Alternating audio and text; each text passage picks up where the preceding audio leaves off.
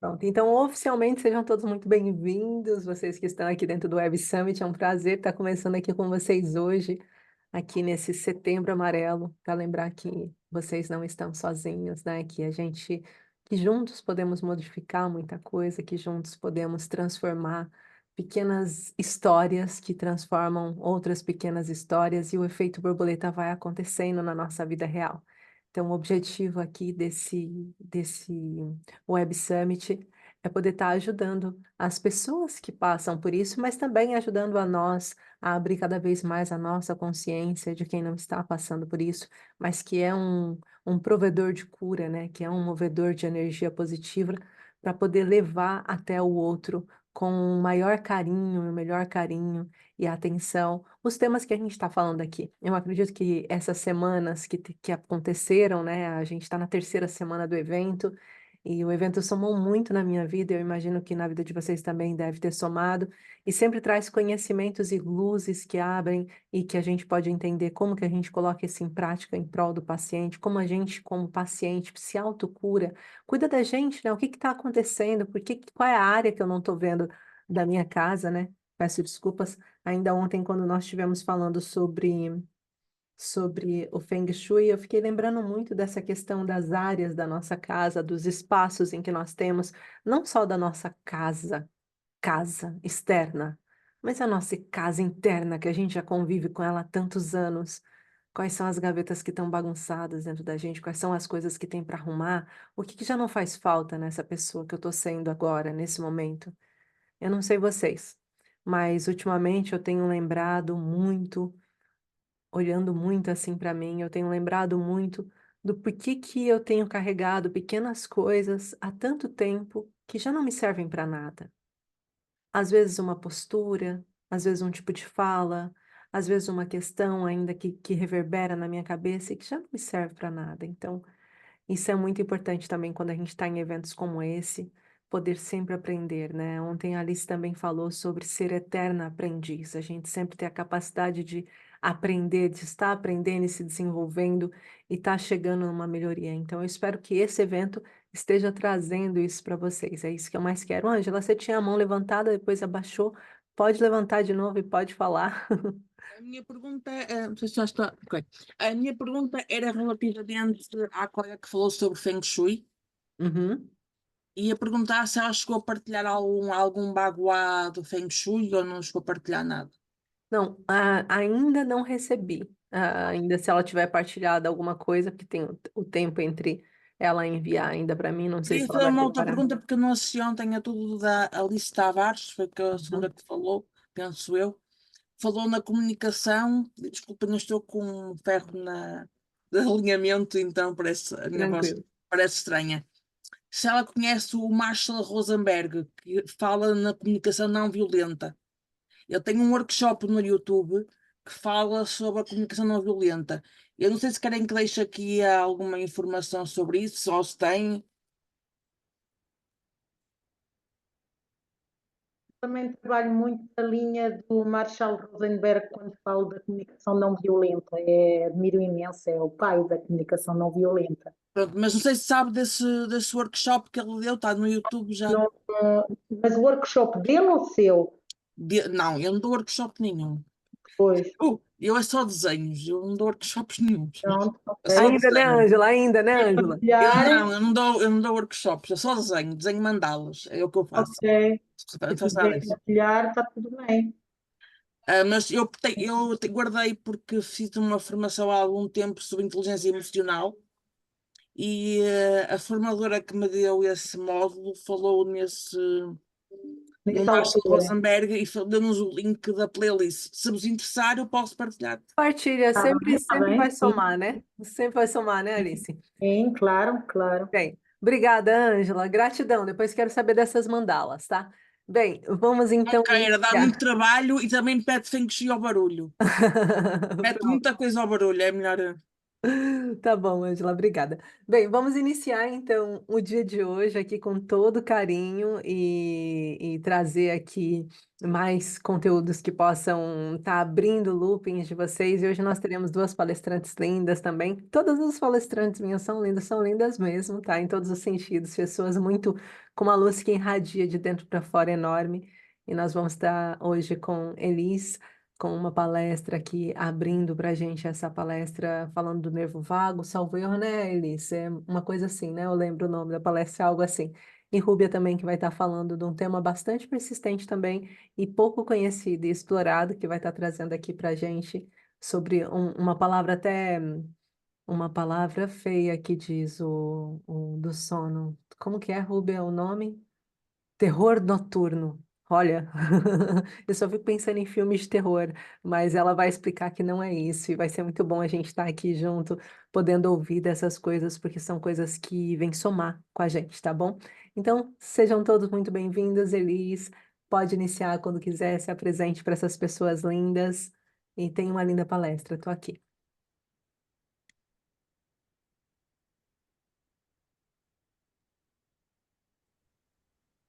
Bom, boa noite a todos. Vou me apresentar que da primeira vez fiquei muito nervosa e não consegui esquecer essa parte.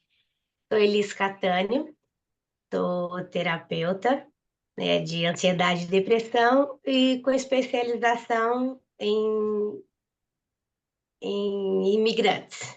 Tinha esquecido a palavra. Hoje o meu tema vai ser o nervo vago. O que é o nervo vago, como ativá-lo e quais os benefícios que tem. Então, vou começar dizendo que o termo científico nervo vago é um dos principais componentes do sistema nervoso, do parasimpático, que controla tanto as ações involuntárias do corpo, e ele é um nervo mais longo que tem,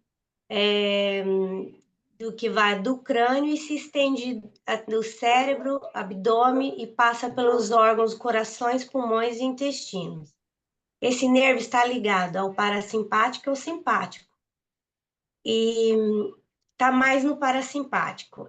Agora eu vou tentar explicar o que é o parasimpático e o simpático para vocês entenderem.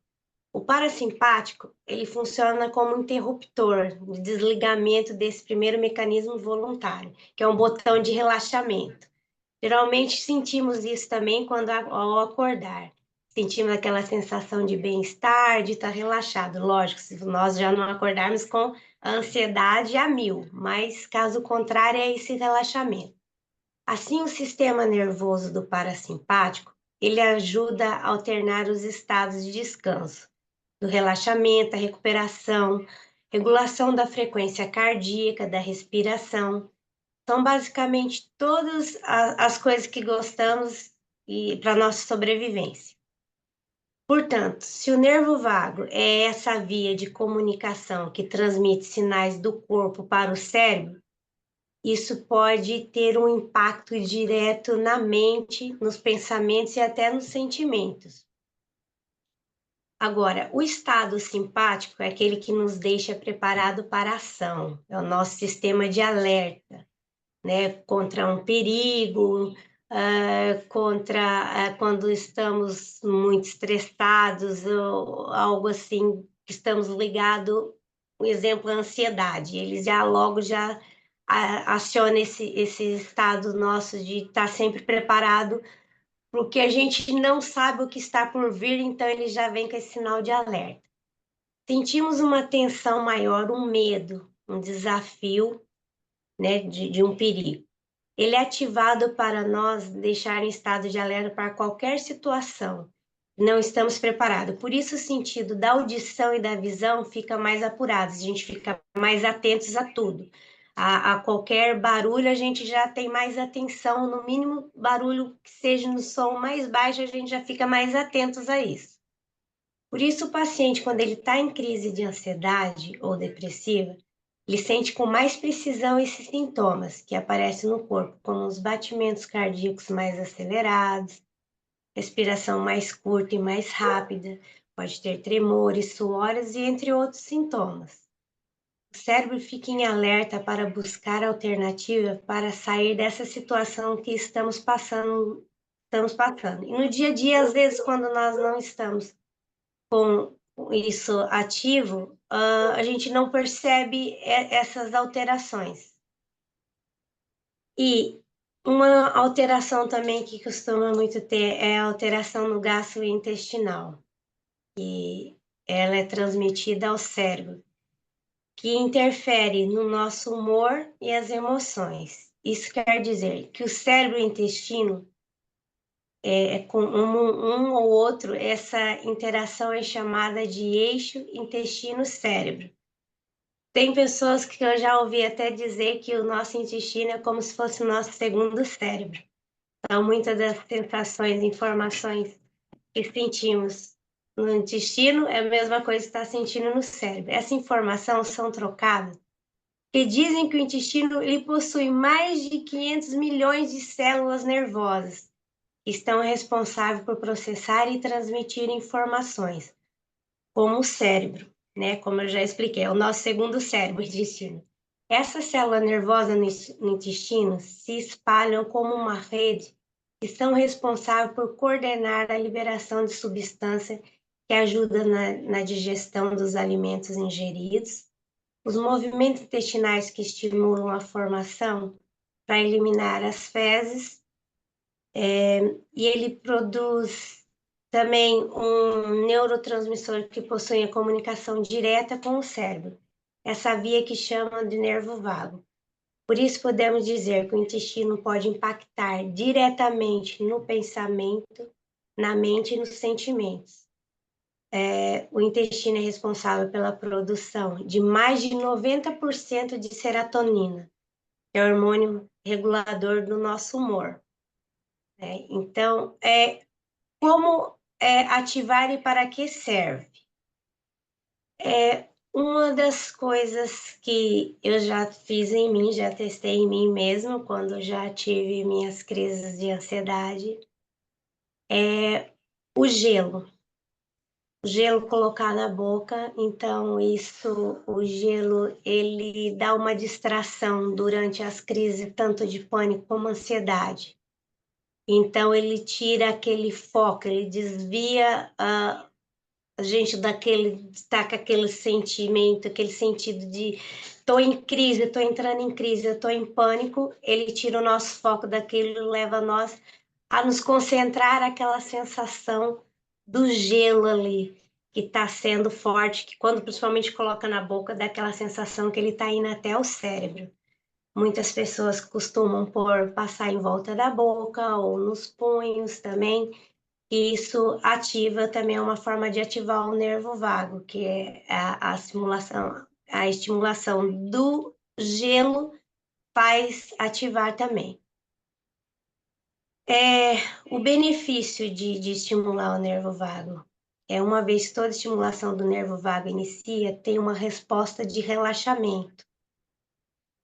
Como, no caso, fazer uma meditação, uma yoga, isso causa um profundo relaxamento. No entanto, até tem algumas pessoas que costumam até adormecer durante a prática.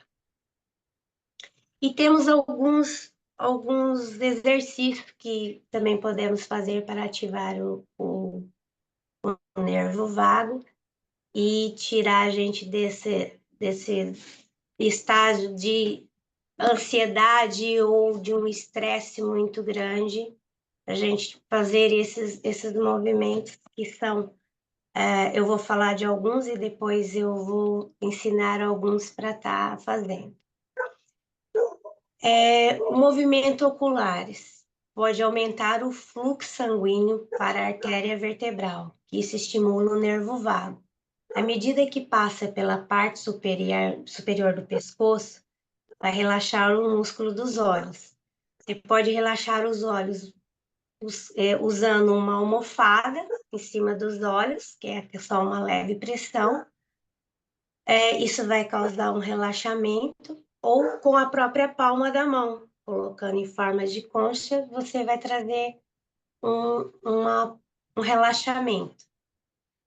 Você também pode estimular o nervo vago através dos movimentos dos olhos, que você pode pegar, no caso, um lápis, colocar numa distância mais longa e fixar o olhar no lápis. E fica ali, mais ou menos, fixado por uns 30 segundos. Fica ali e depois você muda o foco, põe mais próximo de você e vai fazendo isso.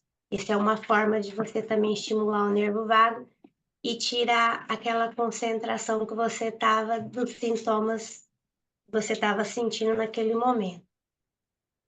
Que é mudar o foco, o olhar, né? Tirar o foco daquilo que você está sentindo e focar em outra coisa. E agora eu gostaria de pedir para vocês também fazer junto comigo um exercício que também é muito simples e ele vai trazer também um relaxamento e vai ativar o nervo vago, que é das orelhas. Pegar o dedo em forma de pinça, vai pegando aqui nas orelhas. Vamos respirar primeiramente, profunda, 3 vezes, respira pelo nariz e solta pela boca.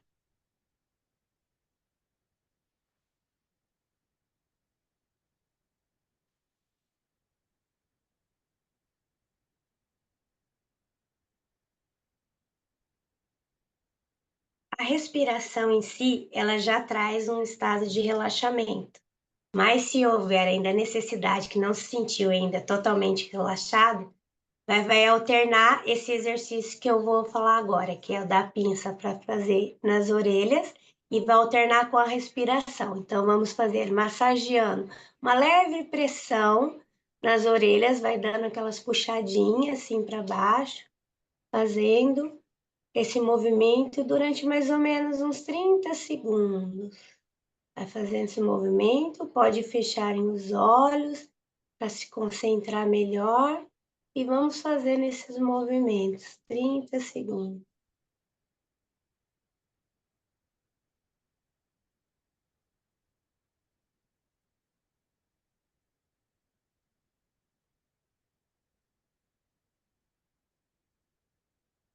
Após esses 30 segundos, que eu não calculei para ver se realmente já deu 30 segundos, vocês voltam a respirar novamente as 3 vezes profundamente, expire pelo nariz e solta o ar pela boca com som.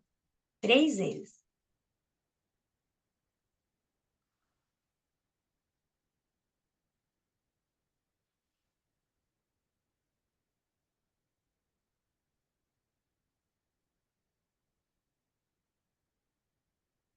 E repita esse processo num ciclo de 3 vezes. As 3 vezes fazendo os movimentos da orelha, fazendo a massagem e respirando depois profundamente. Esse é uma maneira de estimular o nervo vago, fazendo esses movimentos. Vocês podem estar fazendo para ter um melhor relaxamento.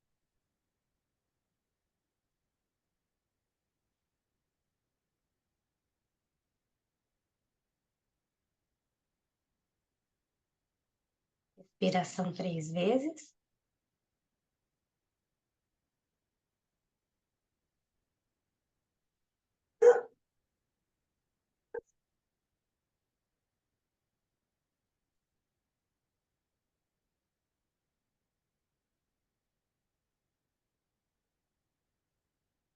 Mais uma vez.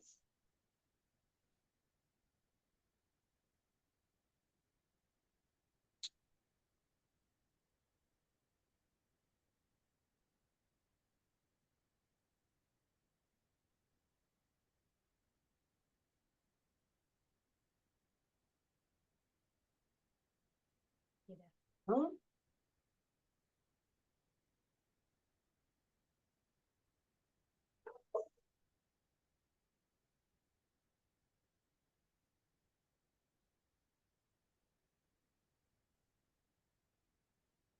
Essa respiração também profunda, ela pode usar no diafragma, que é a respiração da barriga, que é expirar pelo nariz e soltar pela boca. É uma das formas de trazer esse relaxamento. Então, a ativação do nervo vago, ele vai trazer um relaxamento e vai deixar, tirar a gente daquele estado que a gente está de um estresse, de nervosismo, de ansiedade.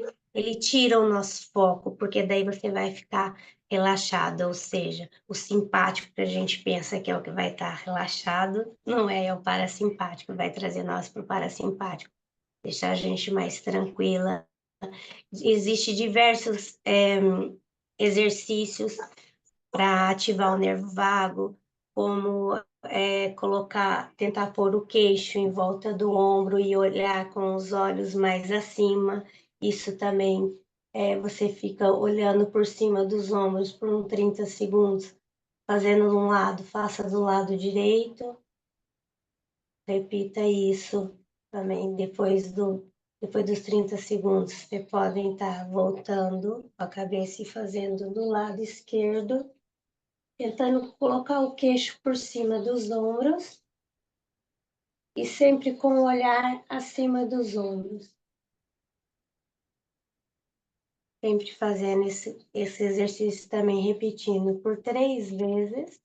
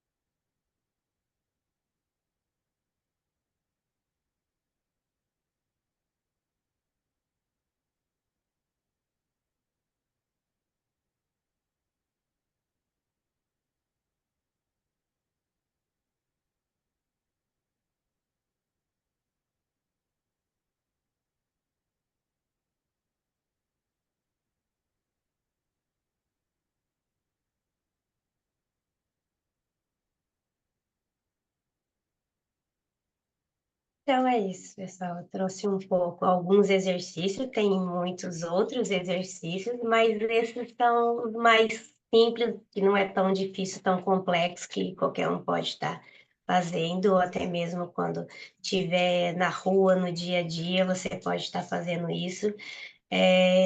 Eu fiz uma viagem, né? Tive que fazer uma viagem para a Itália e assim, o tempo que eu fiquei na Itália, isso me causou um trauma muito grande, né? Passei por várias dificuldades lá e, e isso ficou acumulado, né? Foi um trauma de acúmulo, então toda vez que eu ouço falar no nome Itália ou que eu preciso ir lá por causa dos documentos, eu já começo a entrar em crise, em pânico.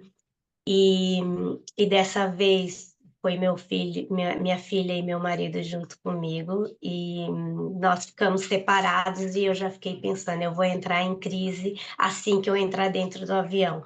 Vou começar a lembrar de tudo que aconteceu e vou começar a ter a crise. E daí eu comecei a fazer esses exercícios. Como não tinha o gelo ali na hora para eu fazer, que eu sei que é algo instantâneo para mim, eu comecei a fazer a ativação do nervo vago ali dentro do avião, fechei os olhos, me concentrei, comecei a fazer a massagem nas orelhas, comecei a fazer esse de tentar pôr o queixo nos ombros, para poder trazer ali um estado de relaxamento para mim, para tirar aquela tensão e eu tirar o foco, que eu já imaginei que eu vou já entrar em crise aqui, vou começar a lembrar de tudo que eu passei. Mas essa ativação me ajudou muito, porque eu entrei num estado de relaxamento tão grande que eu acabei até adormecendo, mesmo estando me sentindo um atum dentro de uma lata ali, porque é que esses voos low cost é muito apertado, os bancos não deitam, e eu fiquei naquela, meu Deus, eu vou ficar toda rígida, toda dura aqui, tenho que fazer alguma coisa para relaxar. Aí foi que eu fiz, e assim, muitas pessoas que não conhecem podem falar assim, ah, isso não funciona. Funciona sim. Funciona até mesmo em crises muito severas de ansiedade, ataque de pânico, você fazer isso. Essa técnica tão simples, ela vai ajudar, vai te trazer um relaxamento que você vai falar assim, nossa, foi a mesma coisa como nós costumamos dizer, tirou com a mão. É algo assim incrível.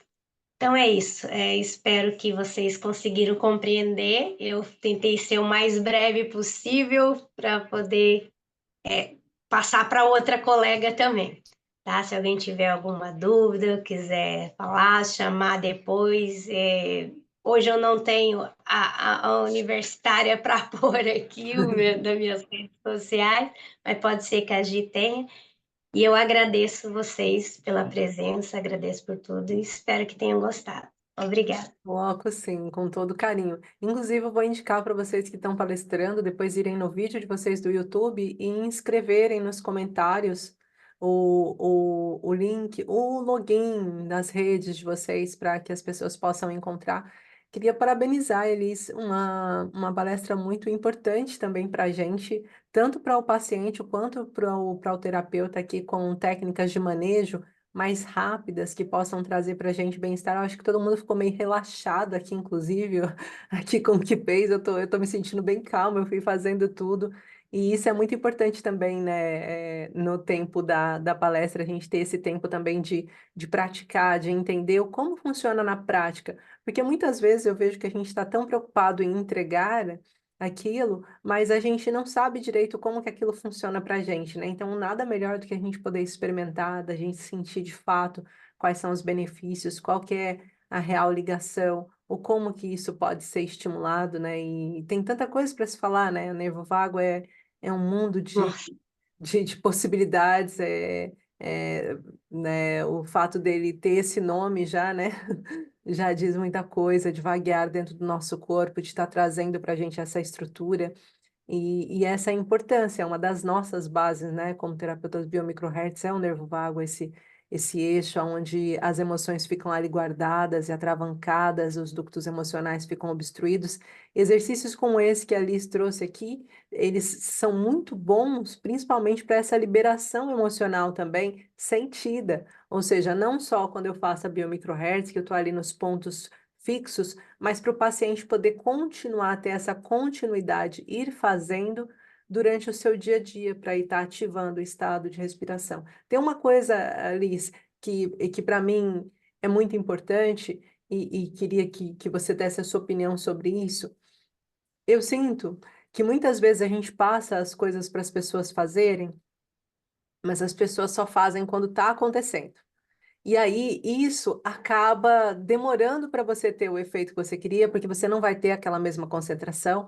E dessas técnicas, por exemplo, que você está fazendo, elas são técnicas para elas serem praticadas todos os dias, um pouquinho, uma vez por dia. Para quê? Para não deixar esse nível de estresse aumentar e trazer para a gente esse sentimento, essa angústia que vai crescendo, né? O que que você sente em relação a isso? Mesmo você, quando passou por isso, a sua experiência quando passou por isso e a resistência, às vezes, em aplicar esse protocolo frente ao outro. Como que você vê isso? bom, primeiro, eu acho que todas as técnicas que nós ensinamos, passamos para os nossos pacientes, para eles estarem praticando, como você disse, eu acho que tem que, já o nome já diz, praticando, você tem que praticar, não é fazer só na hora do SOS, porque às vezes você pode esquecer disso. Assim como até mesmo eu, quantas vezes eu não me esqueci de fazer em mim mesmo. Então, se você começa a praticar, você já tem aquele hábito de fazer isso todos os dias, e as chances de você ter uma crise de ansiedade, um ataque de pânico, é muito menor. porque o seu corpo já está habituado a praticar isso. Então, é como, vamos dizer, tem pessoas que têm o hábito de fazer meditação pela manhã ou às vezes 2 vezes ao dia. Já é apta, acordou, vai fazer meditação. Essas práticas têm que ser feitas rigorosamente, ou seja, nós ensinamos para ser praticadas, não é praticando. Quanto mais você praticar, isso vai virar, vai fazer parte do seu dia a dia. E Uhum. isso vai evitar com que você vai ter uma crise. Pode até ter uma crise mais leve, ela não vai ser longa, não vai ser prolongada, nem com tanta intensidade. Quando você já sabe, já é automático, você já vai fazendo isso, porque você já praticou ao longo do dia, várias vezes ao dia, pode ir alternando diversas práticas, tem muitas outras, né? Eu só citei algumas, porque se eu fosse falar aqui, eu ia tomar tempo até da nossa colega, porque, como você disse, tem muita coisa para falar sobre o nervo vago e como estimular. Mas eu acho que mesmo assim a gente tem uma resistência muito grande por parte dos pacientes em fazer não só essa técnica, como outras técnicas quando nós utilizamos da biomicrohertz, que vamos obstruir alguns dutos, né, emocional que está ali muito ativo, né? Eu acho que eu sinto que eles só fazem realmente, que eu já cheguei a fazer isso, de pegar uma paciente e falar assim, olha, é o seguinte, nós vamos fazer por 7 dias, só que eu sei que você não vai fazer. Eu sei que você não vai fazer, então vamos fazer juntas. E aí eu falava, qual o melhor horário? Eu ia naquele dia e falava assim, olha, vamos lá fazer a limpeza, vamos fazer juntas. E aí ela conseguiu cumprir os 7 dias. Então, muitas das vezes, nós terapeutas temos que pegar um pouquinho do nosso tempo e dizer assim, olha, essa daqui eu tenho certeza. A gente olha na carinha e fala assim, ela não vai Ela não vai fazer. fazer. Ou ela vai fazer uma vezinha só e depois vai esquecer e vai, eu não tive tempo, eu esqueci. Então, epá, vamos fazer junto. Qual o melhor horário? Não precisa ter um horário ali, todo dia de manhã. Não, hoje eu posso de manhã, amanhã eu posso à tarde, posso à noite. Então, vamos fazer juntas. Então, isso também é um diferencial nosso de uma terapeuta biomicrohertz, né? Da Uhum. gente ter um pouquinho, ver um pouquinho esse outro lado, de dar mais atenção ao paciente, principalmente aquele que a gente percebe que precisa muito mais da nossa atenção. Vamos tirar ali um tempinho, não vai durar muito tempo e outra, vai fazer bem para você também. Com certeza. Você passa, às vezes, nos outros, esquece de fazer em você mesmo. Aproveita esse tempo, pratica junto e vai fazendo ali. Isso é muito bom. Então, eu acho que quando fala de resistência, né, por parte do paciente, o ideal é a gente fazer junto. Como Uhum. às vezes a pessoa pode esquecer, como que eu faço a ativação do nervo vago? Epa, vou perguntar para minha terapeuta, olha, me ajuda, me ensina, olha, me ensina um outro. Você falou de 3, tem mais algum para eu ir fazendo? Porque às vezes pode ser que um eu consigo guardar mais fácil, e do que aqueles 3 primeiros que você falou, eu vou fazer esse daqui. E assim, temos que fazer isso, fazer o diferencial. Tem que encontrar um caminho que ajude aquele paciente a elevar o próximo passo, né? Porque às vezes o próximo passo tá mesmo difícil de ser dado. Eu acredito que sempre a questão do incentivo, né? O que que a gente usa para incentivar, né? Tem pessoas que vão usar coisas que são mais agressivas, tem pessoas que vão usar mais comparticipativa, tem pessoas que vão usar mais coisas intuitivas para incentivar. E a gente tem que entender um pouquinho aí, entender um pouco o nosso paciente para perceber, como você disse, eles, para perceber como que a gente consegue incentivar esse paciente a fazer o próximo passo, a dar o próximo passo. E na questão das técnicas, né, da gente conseguir trazer para esse paciente a importância, eu acredito que nada melhor do que a gente também trazer a questão do qual é o seu objetivo? Quanto você tem alcançado do seu objetivo, fazendo o que você está fazendo? Então, peraí, nesse caminho a gente já sabe que o resultado vai ser esse, porque esse é o objetivo alcançável para o que você está fazendo. Vamos mudar só um pouquinho? O que que seria o mais fácil para você mudar dentro desse caminho para a gente chegar mais perto do objetivo? E aí vai esse passinho de cada vez, né? E essa forma de, às vezes, ligar, ter os tais 8 minutinhos que a gente falou há 3 sessões atrás, né? Os 8 minutinhos que podem mudar muita coisa. Ter aqueles 8 minutinhos para aquele paciente pode mudar muita percepção, né, do outro. É muito importante isso. Bem, gratidão, Elisa. Aqui o Joaquim está com uma pergunta, uma dúvida. Pode falar, Joaquim está com a mãozinha levantada antes da gente passar para a colega. Ora, muito boa noite a todos, muito obrigado pela oportunidade. Elis, muito obrigado pelo tema. Conheço muito pouco sobre o nervo vago, mas reconheço a sua importância. E achei muito curioso estes exercícios que nos facultaste. Teria duas perguntas. Aliás, antes da pergunta, no exercício da orelha, até posso relatar que ativou-me mesmo, até fiquei com as orelhas bem quentes e até o centro da barriga e do externo senti calor. Não sei se foi alguma reação, mas aconteceu comigo. A primeira pergunta, relativamente a este exercício das orelhas, no caso das senhoras que usam brincos, é conveniente tirar os brincos ou nem por isso? Segunda pergunta, há algum sítio onde possa consultar outro tipo de exercícios? Porque, por exemplo, o segundo exercício que fizeste de olhar para o lado, acho bastante interessante até para a mobilidade da coluna, mas estava-me a imaginar se estiver nos transportes públicos ou no avião, não é assim muito, acho muito intrusivo estar a olhar para a pessoa do lado. Estava a imaginar agora escolher aí um outro exercício mais discreto para usar. Era isto. Ô, Joaquim, só rapidinho, só pegando aqui um pouco do que você falou, o mais difícil não é ter que olhar para o colega do lado, é ter que segurar 30 segundos olhando para ele sem mudar o pescoço de novo. Exato. É isso, obrigado. É bom, é isso, Joaquim. Que nem eu fiz isso dentro do avião, mas o que eu procurei é fazer, não ficar olhando, porque eu estava bem ao meio, então, ou seja, tinha uma menina do meu lado direito e do lado esquerdo. Realmente, uma delas estava mexendo no telemóvel. Se eu fizesse isso, ela ia pensar que eu estava olhando ela no telemóvel dela. Então, eu posso fazer o do foco, como eu ensinei do lápis, ou seja, você não vai pegar alguma coisa e ficar ali mais à frente, você pode improvisar, ou seja, tem a poltrona da frente. Você está nessa distância, certo? Você vai ali achar um ponto e fixar o seu olho ali na poltrona. Ou algo mais acima, mais um pouco mais longe. Se você for fazer da poltrona, você está numa distância ali, fixando ali por 30 segundos. Aí você tá ali, quer dizer, ninguém tá percebendo que você tá ali ativando seu nervo vago, certo? Daí, de repente, você inclina um pouquinho mais para frente para chegar mais próximo ali. Então, você já está ativando, porque você vai improvisar. Ah, eu não posso ficar fazendo assim. Vão olhar para mim e falar assim: olha, ele é maluco. O que ele está fazendo ali, olhando fixamente para um lápis ou uma caneta?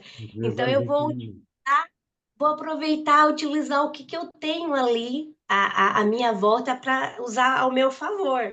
Olha, como eu cheguei a fazer que eu falo 5 sentidos, né? Olha, eu vou começar a olhar 5 coisas que tem à minha volta, pois 4 que eu posso pegar.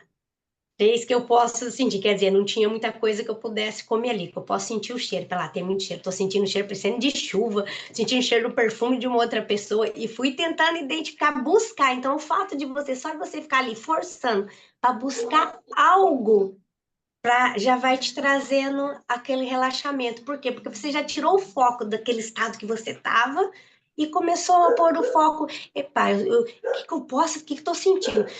Eu vou fixar ali para tentar sentir mais coisas. Epa, tô sentindo o perfume dessa menina. Esse aqui é um outro perfume diferente. Olha, tô sentindo o cheirinho da comida que tá chegando. A comissária de bordo tá vindo com a comida. Então, você pode improvisar, vamos dizer assim. Igual quando tá no meio da rua, você vai, olha, fixa em um ponto e começa a ficar ali por 30 segundos ali. Você pode até estar sentado, pode estar em pé, então você vai usar o que tem à tua volta a teu favor, Uhum. tá? Obrigado. De nada. Bem, obrigada. Paulo, a sua pergunta? Para já, parabéns por teres trazido este tema. Mas a minha pergunta é a seguinte: falaste do gelo e do frio, Será por Sim. isso que há muitas pessoas que são apologistas de tomar logo de manhã o chamado banho de água fria? Tem alguma coisa a ver com isso? Vai estimular também a água fria, o banho? Sim. O banho também estimula. O que esteja gelado, ele vai estimular, tanto no formato de gelo como o banho frio. Ele vai te relaxar bastante, porque você pode acordar não ter tido uma noite de sono muito boa, vamos dizer assim. Você já acorda, às vezes, com aqueles pensamentos acelerados. Então, a melhor forma é o quê? Primeiro, eu vou tomar um banho frio. Vou tomar um banho frio, aquele banho vai automaticamente relaxar, vai já dar aquele relaxamento, e daí eu posso estar complementando com a ativação do nervo vago, porque o frio também ativa, mas é que eu sempre falo, às vezes uma coisa que você faz não é o suficiente. Então, se eu sei fazer 3 exercícios e tenho banho, olha, vou fazer o primeiro. Olha, não fiquei num estágio realmente de relaxamento, não ativei, o meu parasimpático ainda não está ali ativo, então vou fazer o outro. Até então eu vou persistir nesses exercícios até eu conseguir relaxar, porque tem pessoas que têm uma resistência muito grande, não relaxa logo de início, Sim. né? Logo no primeiro. Então tem que ir fazendo outros. Ah, esse não me relaxou, então eu vou tentar o próximo. E vou fazendo até conseguir relaxar. Um deles eu tenho certeza que vai fazer você relaxar. Só aproveitando aqui, completando um pouquinho do que o Paulo traz do banho gelado ou banho de contraste, né? O banho de contraste é diferente do banho gelado. O banho de contraste ele precisa você começar numa água morna e dar uma quebra de temperatura, o que é muito bom por um lado, mas também tem que ter atenção para não causar paralisia no caso do seu corpo ter reagido de uma forma muito instantânea e pode daí, às vezes, ficar ali numa paralisia, tá? Então é importante a gente ter essa atenção da temperatura do nosso corpo externa e interna. Mas o banho no gelo, por exemplo, que muitas pessoas são apologistas, é para aumentar a imunidade, é quase uma autoemoterapia, né?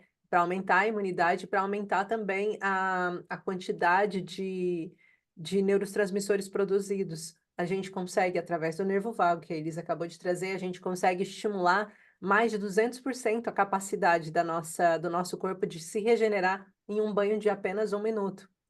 Então, é algo bastante importante para a gente colocar em prática e tentar. Para mim, é um grande esforço. Eu costumo dizer que eu prefiro morrer enrugada no banho quente do que ganhar o benefício de me acalmar no banho frio. Vou ter que achar uma outra coisa, como diz a Elisa, vou procurar outra coisa.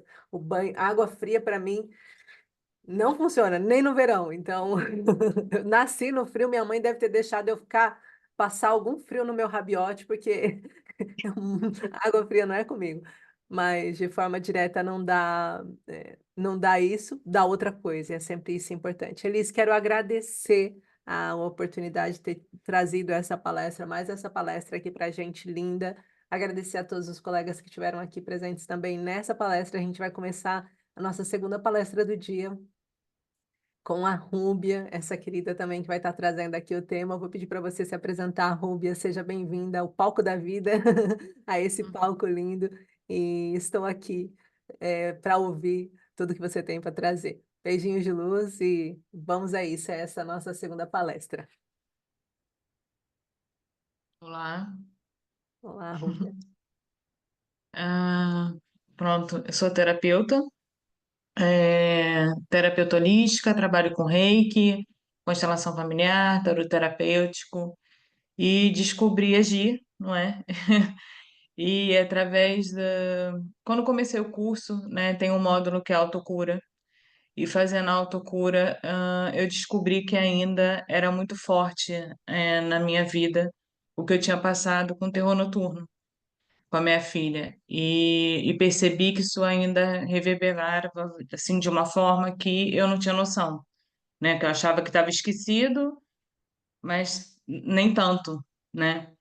E aí fui procurar entender mais o porquê que aquilo estava fazendo parte ainda da minha história e percebi que na altura eu me senti totalmente impotente, né? Em relação a isso. Ela era um bebê de 4 meses eu também não tinha muita experiência e naquela altura não se tinha muito contato com a internet, a gente não tinha acesso. E por ter passado por muitas coisas, muitos médicos, muita frustração, eu decidi trazer esse tema. E o terror noturno, ele pode ser infantil, quanto pode ser no adulto, né? Na primeira infância, ele acontece mais, né? Na primeira infância são vários casos, né, que pode trazer. No caso dela foi o parto. Ela teve problemas no parto e foi isso que trouxe o terror noturno, mas pode ser a própria ansiedade da mãe ou do pai, né? Pode ser alimentação, pode ser alergias, são várias coisas. E na fase adulta, depressão, ansiedade, é, também alimentação e também a falta de rotina. Isso traz muito. E o terror noturno, o que que é? A pessoa entra num estado ainda da parossonia, né? É como se fosse ela perdesse a higiene do sono, né? Na verdade, ela entra numa crise, mas continua dormindo. E quem está vendo de fora é assustador, porque grita, se bate, se movimenta, às vezes abre os olhos até, fala, e não é sonambulismo.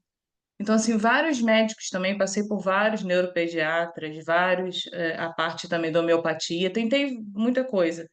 E ninguém conseguia falar exatamente o que que era, porque naquela altura realmente não se falava.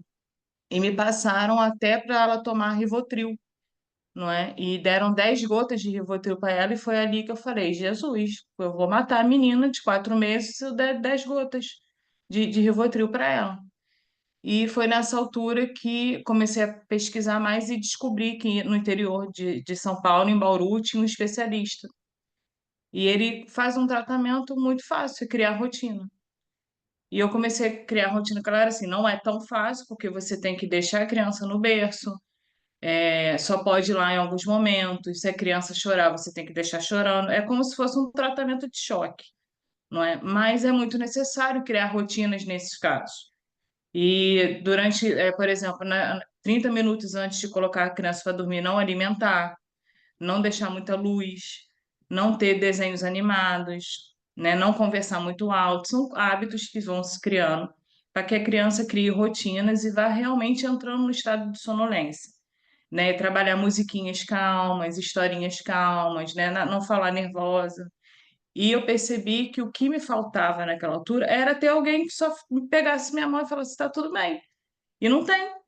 Eu naquela altura não tinha, porque assim, os próprios parentes, né, o pai dela, minha mãe, meu pai, os avós paternos, todo mundo ficava desesperado, porque ninguém sabia o que que era, né? A gente não tinha ajuda, né? Aí quando veio essa pessoa, e ele trabalha com um livro, chama Nana Nenê, eu até peguei o nome dele, ele é Manuel de Soares, um brasileiro, paulista, e foi assim fantástico. Então, quem tiver curiosidade, né, de ler mais sobre esse tema e pesquisar sobre o trabalho dele, é lindíssimo. E ele foi assim o anjo que apareceu na minha vida e da minha filha naquela altura, né? O que que a gente fala?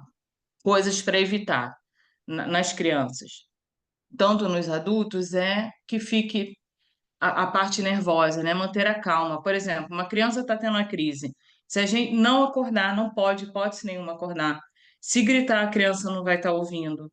Se você. Não vai, ela está mesmo no estado de sono. E aquilo não afeta nada, porque ela não vai lembrar. No dia seguinte, ela não sabe de nada o que aconteceu. E o adulto é o mesmo. Então, se tiver algum adulto que tenha isso, né, e a gente perceba, não adianta, deixa passar a crise, é uma crise. E ela não dura muito. Ela dura segundos às vezes, no máximo 1 minuto. Só que, claro, para quem está vendo uma criança se debatendo ou um adulto, é assustador. Por isso tem que manter a calma, porque o nosso nervoso passa. E aí piora e a crise aumenta, né? Todo o ambiente faz toda a diferença. É manter o ambiente e manter a calma. Isso que eu não sabia na altura. Claro que eu ficava nervosa, o pai da minha filha mais nervoso ainda, ficava todo mundo nervoso e não resolvia nada. Porque o nosso nervosismo também passava para ela. A nossa ansiedade. A hora de dormir era um terror. Todo mundo já ia anoitecendo e fala: pronto, tudo de novo, não é? Então, isso também já causava o terror noturno nela. A nossa própria insegurança passava para ela. E o adulto também. Eu estava, inclusive, estudando, né, para falar sobre isso e percebi que tem adultos que já entram em desespero. quando vai chegando a hora de dormir, não querem dormir.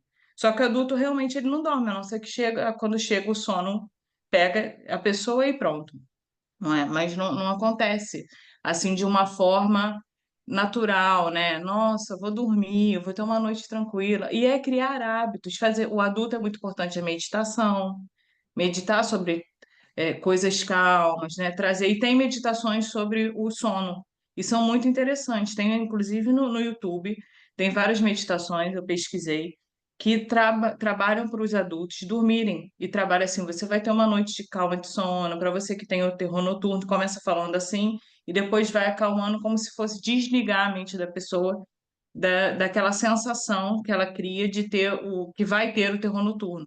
Então, quando ela para de pensar isso, automaticamente é atrativo que vai ter uma noite melhor de sono, não é? Porque quanto mais se pensa que vai dormir muito mal, ou que vai ficar muito nervosa, ou que é pior.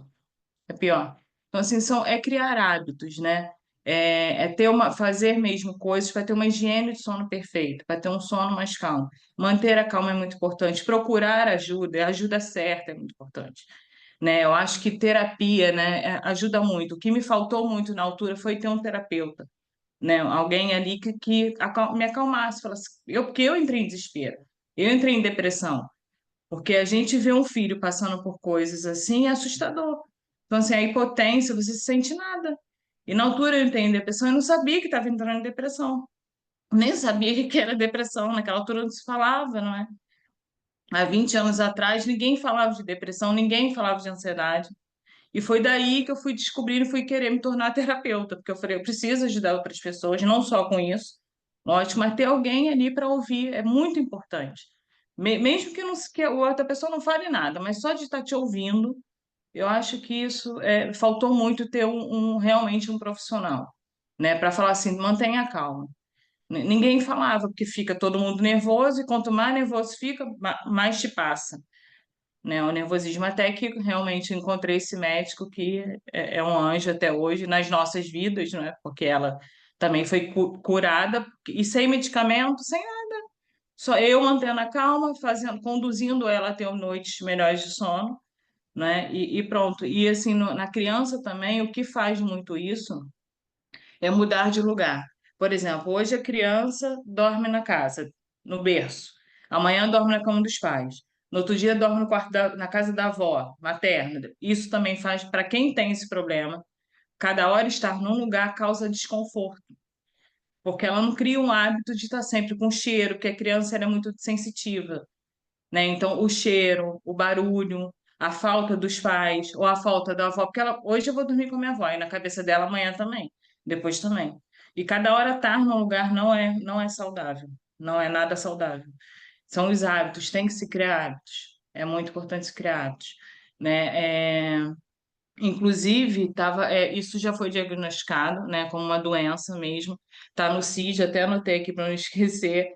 É o CID-10, código F514. Então, assim, é mesmo uma doença, é sério. As pessoas têm que procurar ajuda. Seja o adulto, seja nós, seja os pais, têm que procurar ajuda. Não tentar curar sozinho, porque não dá. É mesmo com terapia, é mesmo sem medicamento, né? Não precisa nada tomar Rivotril, 10 gotas. Não. É ter paciência, é ter calma que vai achar a solução, né? Vai conseguir entender, criar rotina, né? Fazer as coisas com mais sabedoria, que tudo vai se resolver, né? Então, assim, o que eu queria mesmo trazer é chamar a atenção para as pessoas procurar ajuda. E ajuda correta, né? Não é o primeiro que vai falar que a gente, no desespero, porque às vezes o desespero é tão grande que a gente acaba, tipo, na altura, eu cheguei a pensar em dar o Rivotril para minha filha. Mas na hora que eu olhei, eu falei, 10 gotas, eu vou matar. Era um bebê, né? E eu ia mesmo, ela ia entrar em coma, sei lá. Rivotril muito forte. Né? E foi ali que me falou, não, eu preciso procurar. E fui procurando, até que achei. Mas é procurar mesmo, não desistir, né? Porque tem pessoas que, hoje em dia, tem muita gente que trabalha com isso, apesar de não ser um tema muito falado. Tem muitos neuropediatras e psicólogos que trabalham com isso. Então, assim, é importante, independente da formação, é procurar um terapeuta, procurar se acalmar, manter a calma e entender que tem cura, não é? Saber que isso passa. que é uma fase, um desequilíbrio emocional, né? Tratar da ansiedade e depressão na fase adulta é muito importante, porque quando tem muitas crises de ansiedade e depressão, também pode ter uma noite de sono desequilibrada, não é? Você sabe disso muito mais que eu, né, Gi? Porque, pronto, trabalha com isso já há muitos anos, e realmente, quando a gente está em crise de ansiedade ou de depressão, o sono fica muito desequilibrado. E às vezes a pessoa pode até ter esses episódios de terror noturno e nem tá sabendo que tem, né? Pode achar que é sonambulismo, que se confunde muito com sonambulismo, e não é o sonambulismo. Então, o tratamento é diferente.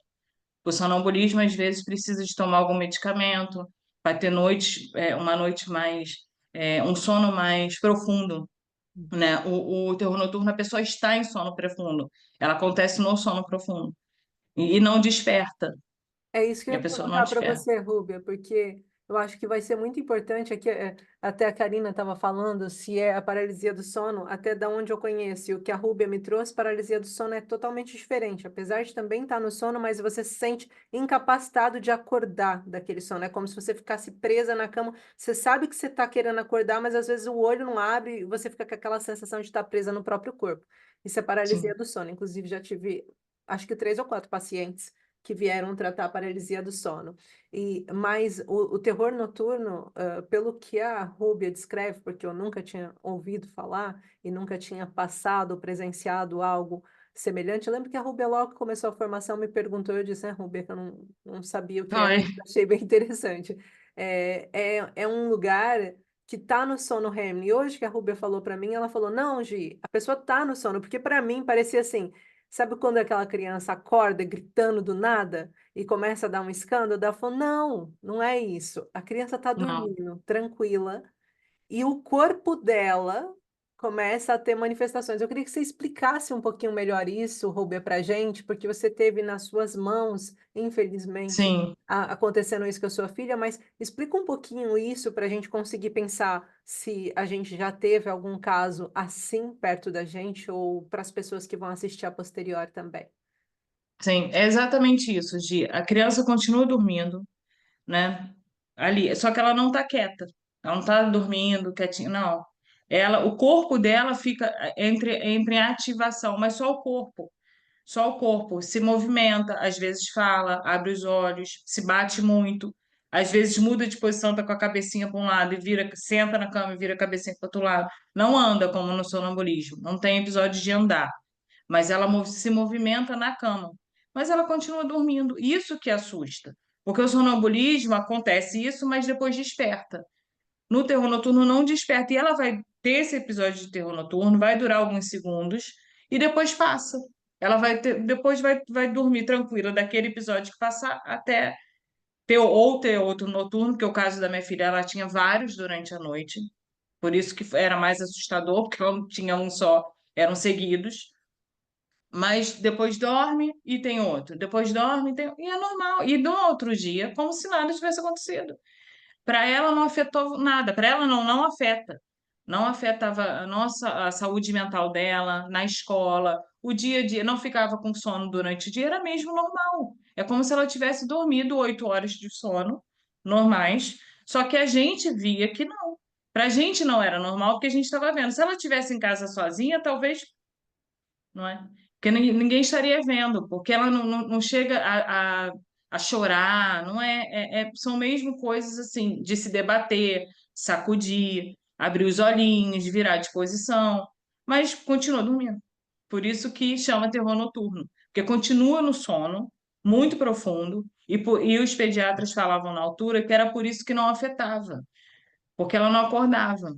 É como se ela tivesse tendo um pesadelo, digamos assim, né? Por que que eles entram nesse estado? Porque é uma fuga do dia que teve. O terror noturno é como se fosse uma fuga do dia, né? Entrar, ela escolhia mentalmente, digamos assim, para as pessoas entenderem, não é exatamente isso, mas é como se inconscientemente a cabecinha dela escolhesse o sono que ia ter. E aí Uhum. escolhia uns sonhos, por exemplo, via algum desenho, ela entrava naquela situação que ela via. Por isso que acontece essas coisas de ficar muito agitado. É como se ela entrasse num desenho animado, digamos assim, e vivesse aquela história. E aí, claro, vai ficar agitada, vai se sacudir, vai querer voar, sei lá, não é? É mais ou menos isso. Rubi, antes de eu abrir para o Joaquim fazer a pergunta e para quem mais também podem ir levantando a mão, porque eu acho que o tema é muito interessante e pertinente para a gente também abordar e entender um pouco melhor e aproveitar que você está aqui com a sua experiência prática também do quanto Sim, isso pode ser. Eu queria entender um pouquinho em conceitos sociais, porque eu sei que na minha altura infantil, qualquer criança que saísse fora do padrão ou estava com alguma coisa, ou é falta de Deus na casa, tem que passar aqui. Você passou por esse tipo de pressão social, até por parte dos avós, que dizia que tem é, uma energia estranha, ou não sei. sim, sim, sim. Na verdade, a minha avó falava que que o meu leite não estava sustentando. O seu leite não sustenta, o seu leite é fraco. A culpa era do meu leite, não é? E também teve, claro, algumas pessoas, e até eu mesma, né? Claro que cheguei a pensar, eu falei, tá com alguma coisa, né? A casa tá com alguma coisa ruim aqui, não é possível, não é? Porque realmente era muito assustador. E passa mil coisas pela cabeça, tanto de quem está vivendo, quanto de quem vive fora, né? Dos pais, dos avós, que estão mais fora, como a minha avó, por exemplo.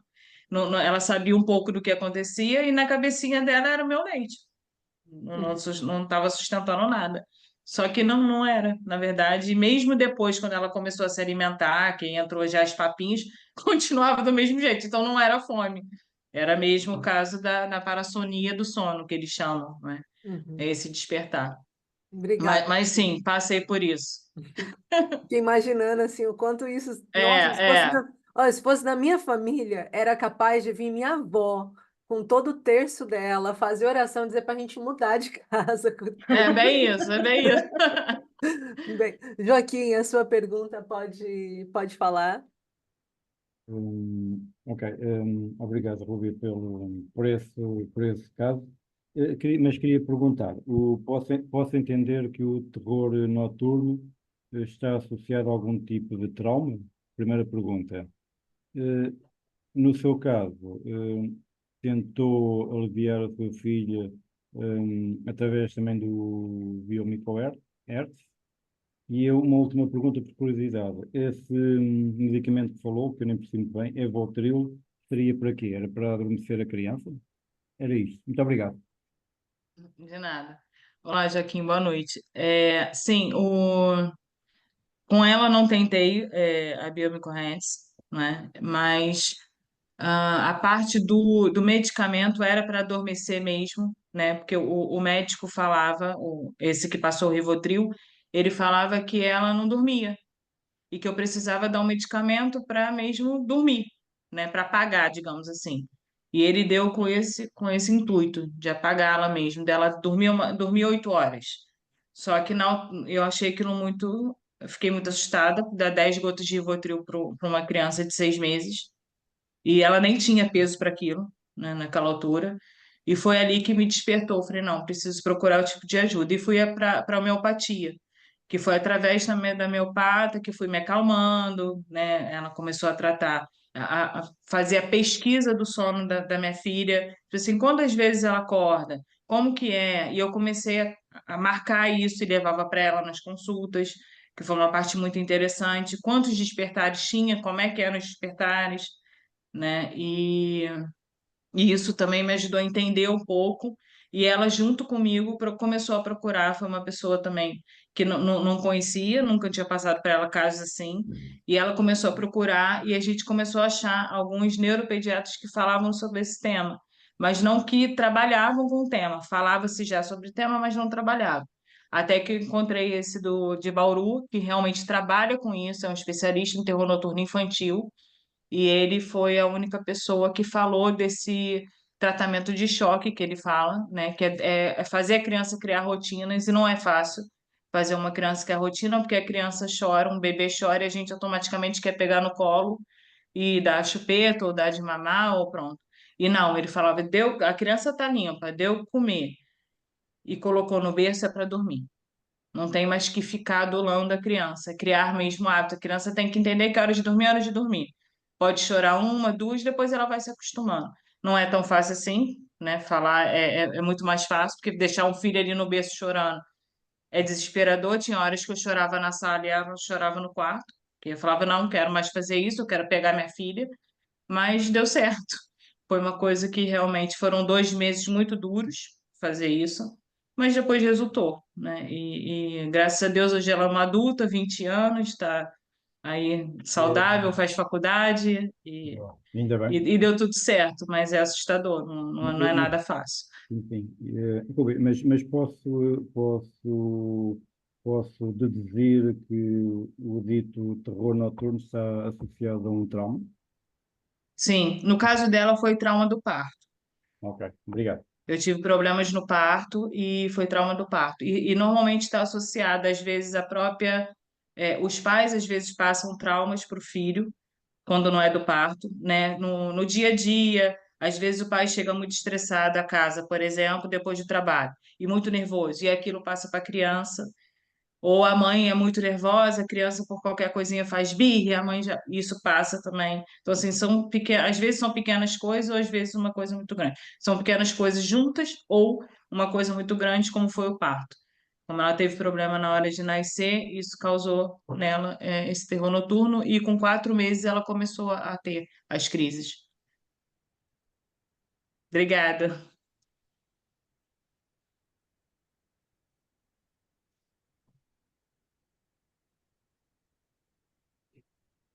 Ah, Rosilene? eu tava dizendo que a Rosilene queria fazer uma pergunta, mas eu não falei para ninguém, né? Ninguém me ouviu.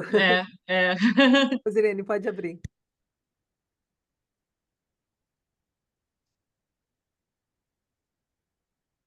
Olá, Rúbia. Boa noite. Olá, boa noite.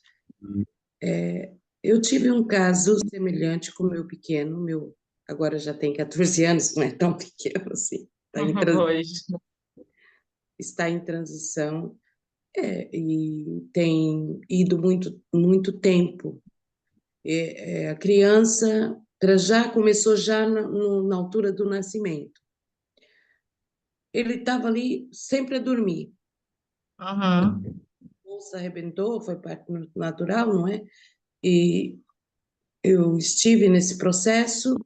Não houve nada assim, houve atenção, porque o meu esposo, eu já tinha 2 filhos, aí a gente casou e ele falou que queria ter um filho, né? Que se eu não me importava de ter um filho, eu falei, está bem, vamos ver, vamos no médico. Pronto, resumindo a história, eu passei a gestação bem, não teve complicações, nada, apesar de eu ter ele já com 39 anos, 38. E só que, no entanto, na hora da criança, eu saí de casa com a bolsa estourada, já com sangramento, fui para o hospital e na hora dele nascer, ele empacou ali. Não nascia, sabe? Estava sempre dormindo. Mas eu já estava num estado tão alto de sofrimento, que a minha tensão ficou muito alta, e eles não Uhum. tinham aparelho e já ficaram preocupados, mas aí estivemos 12 horas.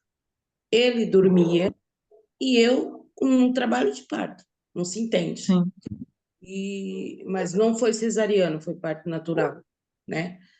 E então é parto natural, eu estava já no processo de ter mesmo ali a dilatação, tudo certinho. E no entretanto, ele nasceu, correu tudo bem, não houve nada, mas o bebê não dormia. A sua história me chamou a atenção. Ele não dormia à noite. Ele não dormia à noite e era muito ativo durante o dia, bebezinho mesmo. Uhum. Mas ele mamava bem, tudo, tinha rotininha que eu fazia, né, normal, dava as mamadas Uhum. na hora certa, que ele tinha fome, porque bebê não tem hora certa para mamar. É quando ele... Pois é.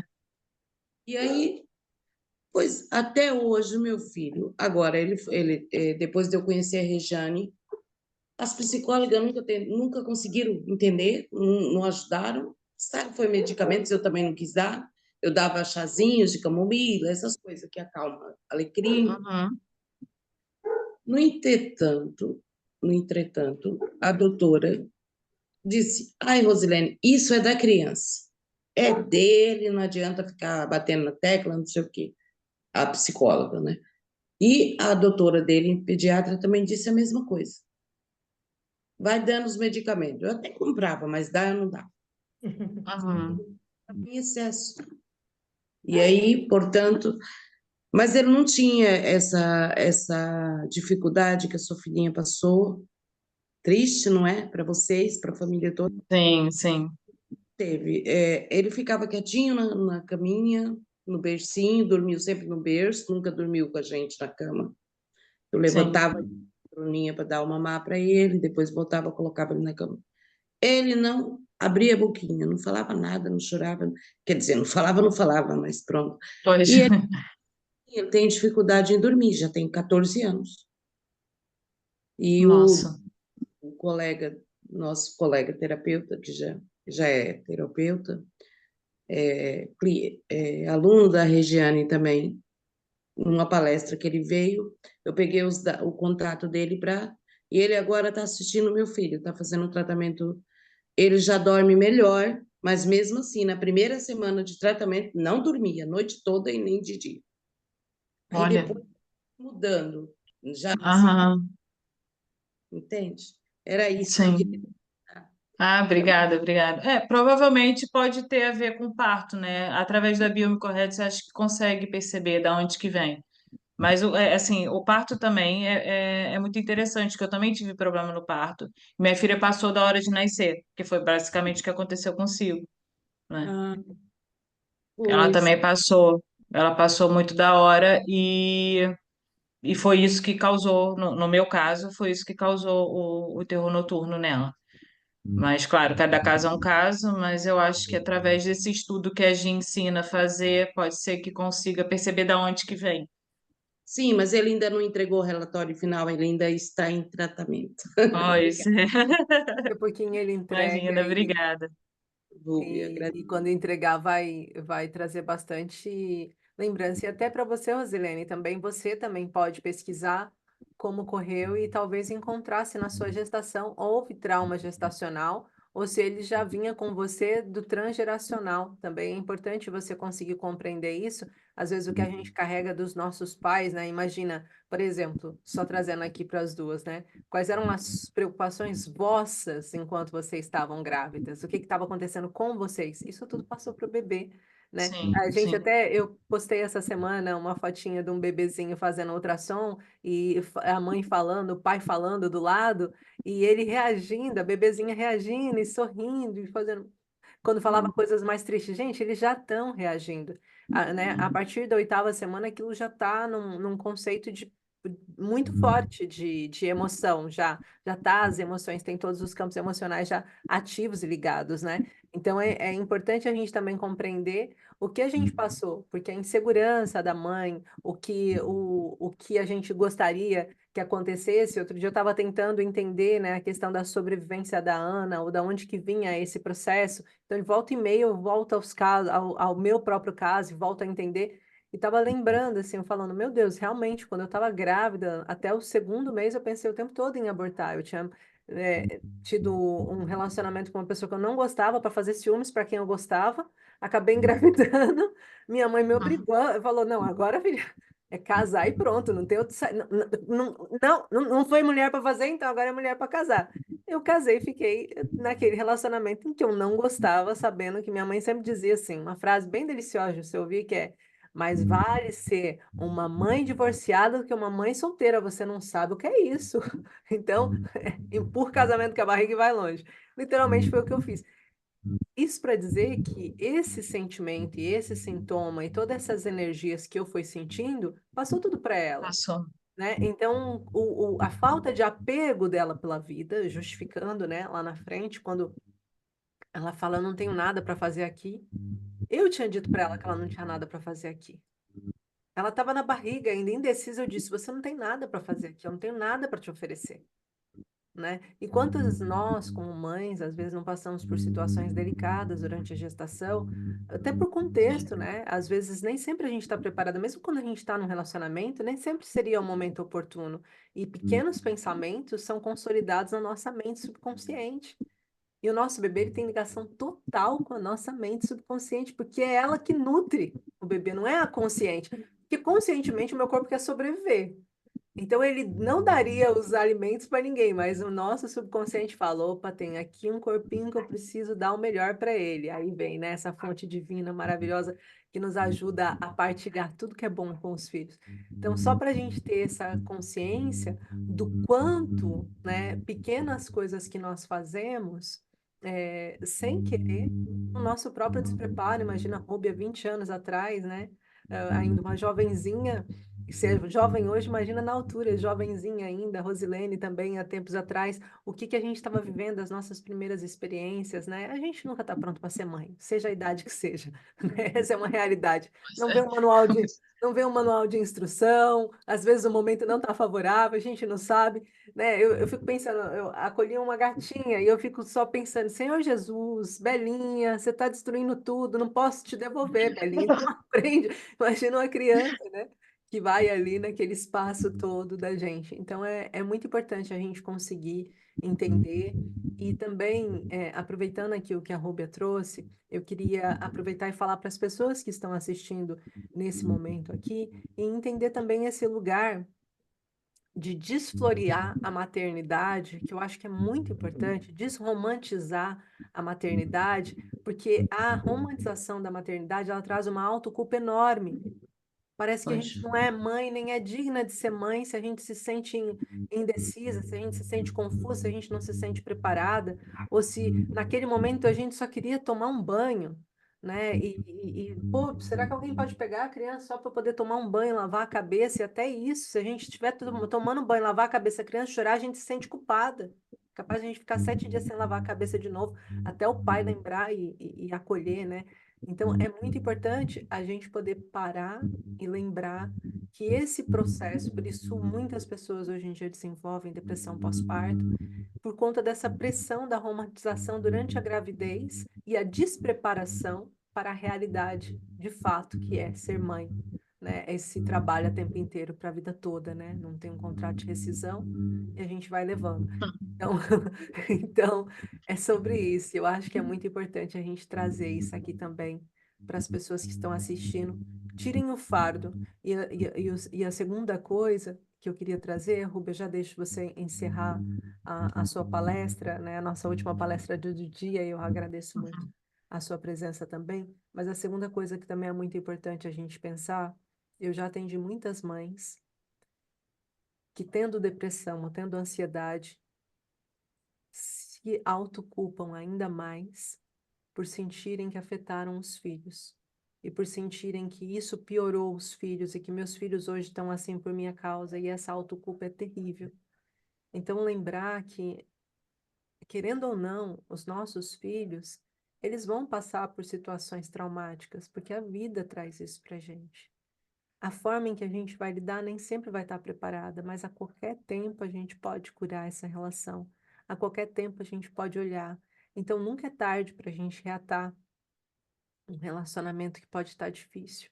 Nunca é tarde para a gente voltar e dizer: olha, eu me arrependo, eu não consegui dar o meu melhor para você. Naquele momento eu não tinha melhor do que o que eu dei.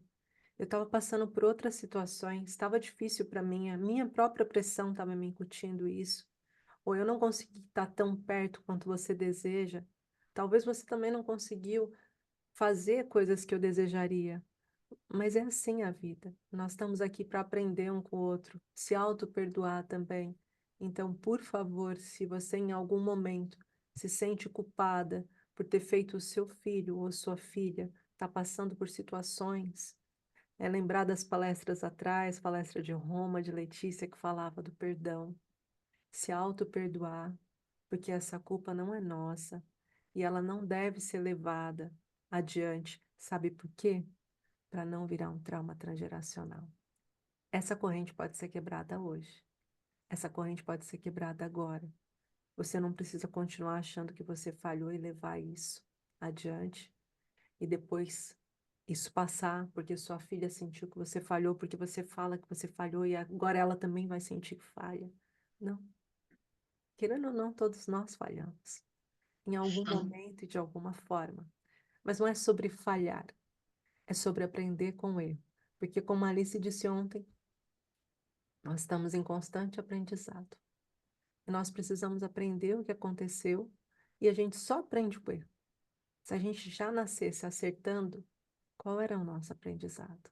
Mas nós aprendemos. Olha como é linda essa geração, essa criação, esse supremo criador que nos faz nus, sem nada, começando a vida chorando quando a gente quer a nossa primeira comunicação e fazendo coisas básicas, né? Se alimentando, defecando e experimentando a vida sensorialmente e guardando pequenas memórias para quê?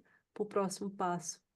Então, a gente só vai aprender a partir dessa cartela, como uma folha em branco. E a gente vai desenhando pouco a pouco. E às vezes os traços não saem perfeitos, mas eles vão ficar vibrados no papel. A gente pode apagar, vai ficar ali a marquinha de que a gente desenhou, por mais fraquinho que a gente tenha feito, fica sempre alguma marca. E essa marca é que no final vai fazer o quadro da nossa vida ter valido a pena. Então é sobre se auto-perdoar. Gente, desculpa, não ocupo mais tempo, Rúbia. Pode Olha, continuar, sua palestra foi linda, obrigado. Trouxe muita obrigada. coisa. E Elis também, tá? Então, vou deixar aqui a Rúbia finalizar e vamos aqui. Eu queria agradecer a todos aqui pela presença, né? E deixar o lembrete, né? Procure ajuda, né? Procure uma pessoa para ouvir, para acalentar, para acompanhar, né? Não tenta resolver sozinho, porque juntos somos mais fortes, né? Não somos nada, nada, nada, nada sozinhos. Então, que fique esse lembrete, independente do caso, seja terror noturno, qualquer outra situação, procure ajuda, sempre. É É isso. isso. Obrigada a todos pelo carinho e pelo Obrigada tempo. eu, Rúbia, por estar aqui. Obrigada, Gi, pela oportunidade. Obrigada eu. Obrigada a todos. Ana Coelho, você tem uma pergunta? É para a Rúbia?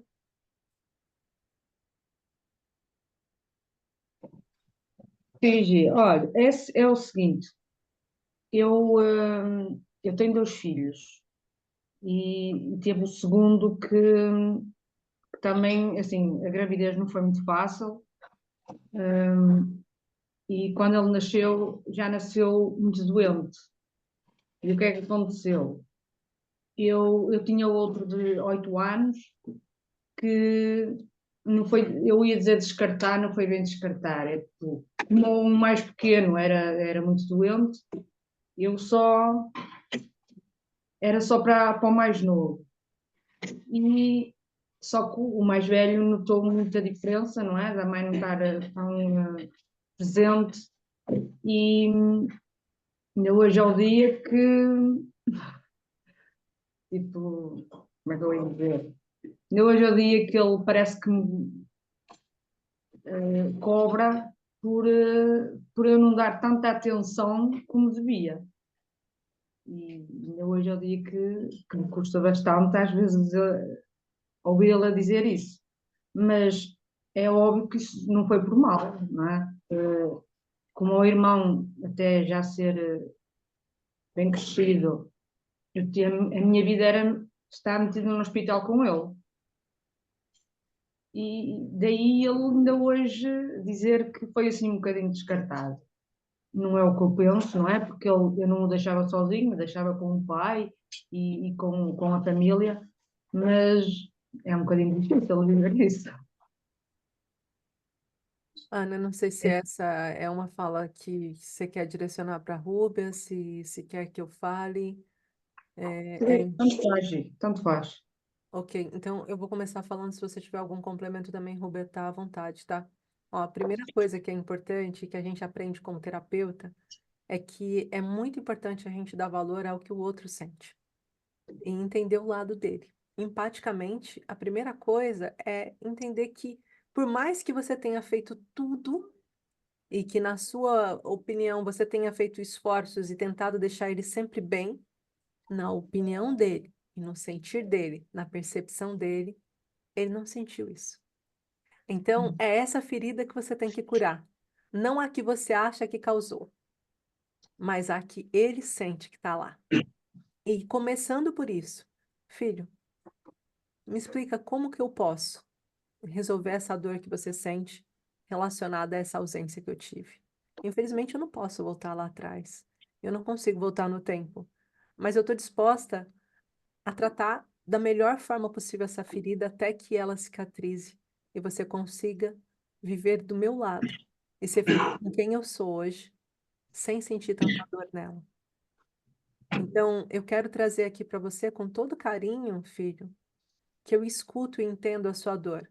E talvez eu teria me sentido exatamente assim, porque não é sobre o que a sua mãe estava fazendo, mas é sobre o que você estava sentindo. E naquela altura, você tinha menos maturidade para entender isso, e talvez faltou falar: olha, filho, de fato, o seu irmão tem um quadro delicado, eu vou precisar estar no hospital, e talvez você se sinta um pouquinho desamparado, sabe? Às vezes a gente pensa que a gente disse, mas a gente não disse.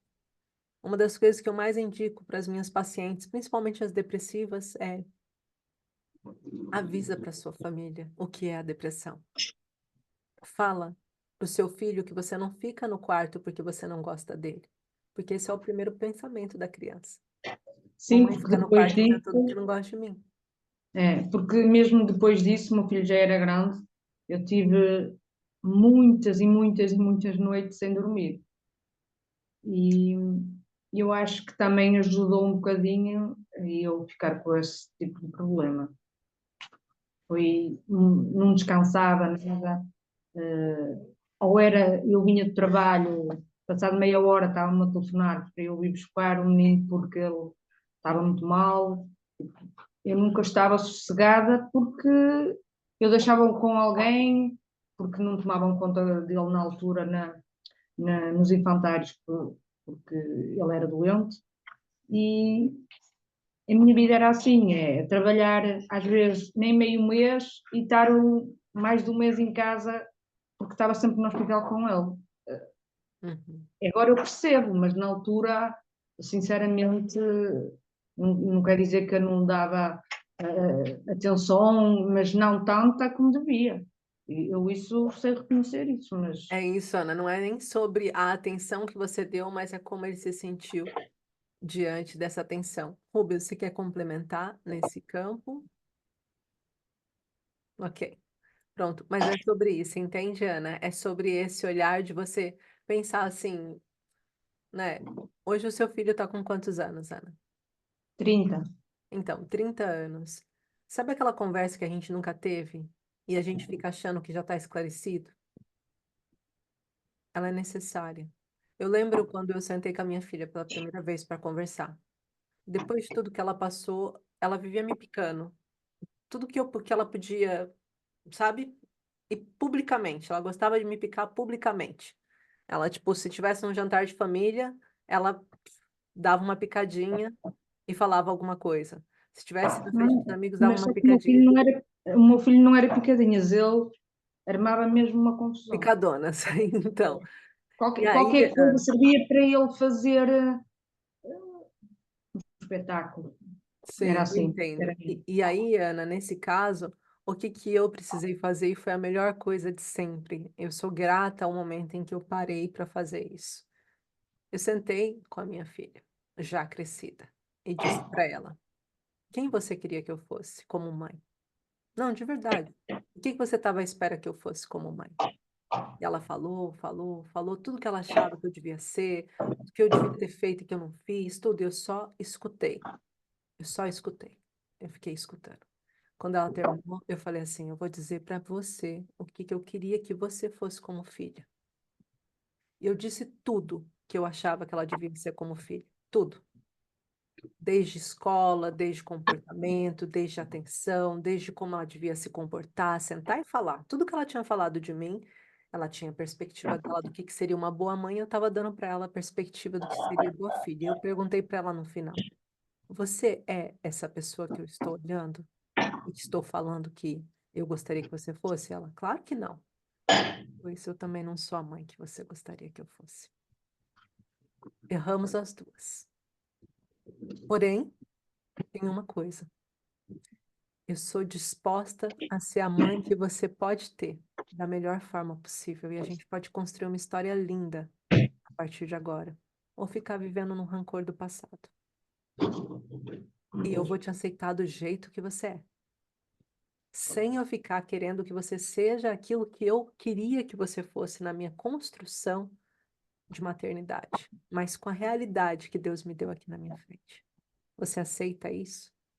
A gente já estava lavadas em lágrimas, já estava, sabe quando já sai até ranho? Já estava nesse nível. Mas o fato foi que a gente se abraçou, a gente se entendeu, e hoje a nossa comunicação, ela é linda. Nós falamos tudo que nós precisamos, mas falamos sempre com muito amor. Nós prometemos não nos magoarmos.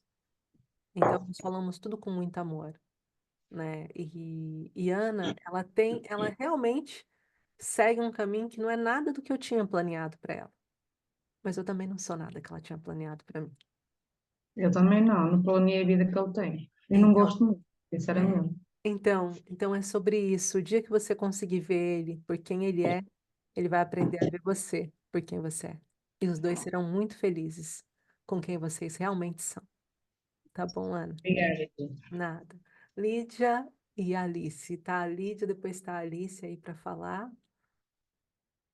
Ou ao contrário, que tá me aparecendo aqui nessa ordem. Não sei se foi nessa ordem. Quem está primeiro? É a Alice ou eu sou eu?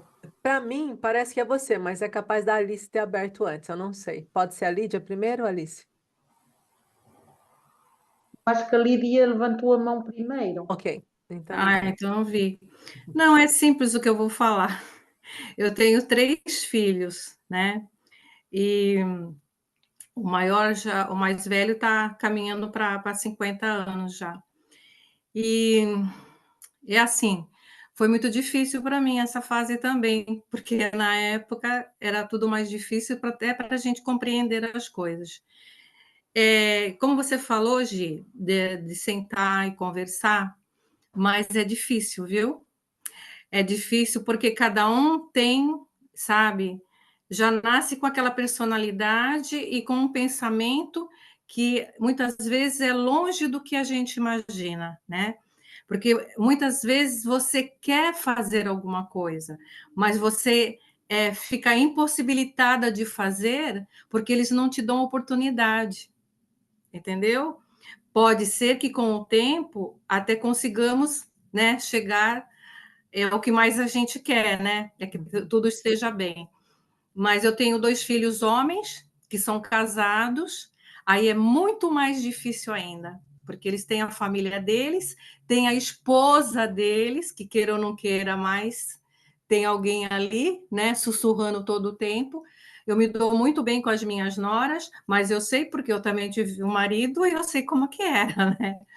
Então, eu olho o meu lado também. E tenho a minha filha, com quem eu me abro, com quem eu converso, e tenho uma cabeça muito aberta e tal.